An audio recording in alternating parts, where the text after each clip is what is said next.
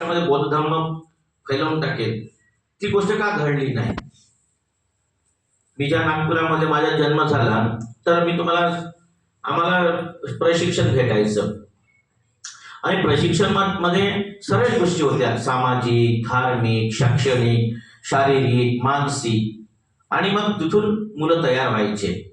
तर त्यांना एक ताकद यायची की अभ्यास कसा करायचा, अभ्यास करता वेळेस काय काय तुम्हाला कसं करावं लागते, परीक्षा कशी द्यायची, परीक्षेमध्ये कसे प्रश्न विचारले जातात. तर त्यासाठी जे शिक्षक लोक असायचे ते येऊन सांगायचे. कोणी मिलिटरीमध्ये होता तोही मिलिटरीतला माणूस आम्हाला शिस्त कशी, परेड कशी करायची, लाठी कशी चालवायची, त्या गोष्टी शिकवायचा.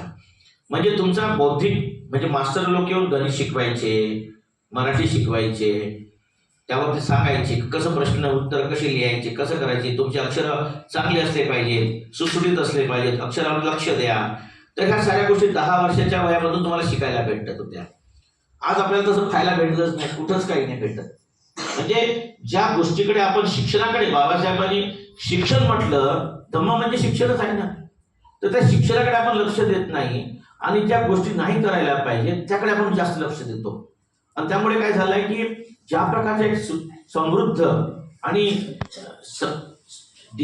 दिमाखाने तेज, कृतीने ऍक्टिव्ह असा जो समाज निर्माण व्हायला पाहिजे, जे बाबासाहेबांना अपेक्षित होतं, ते यांच्या विभाजनामुळे घडलंच नाही.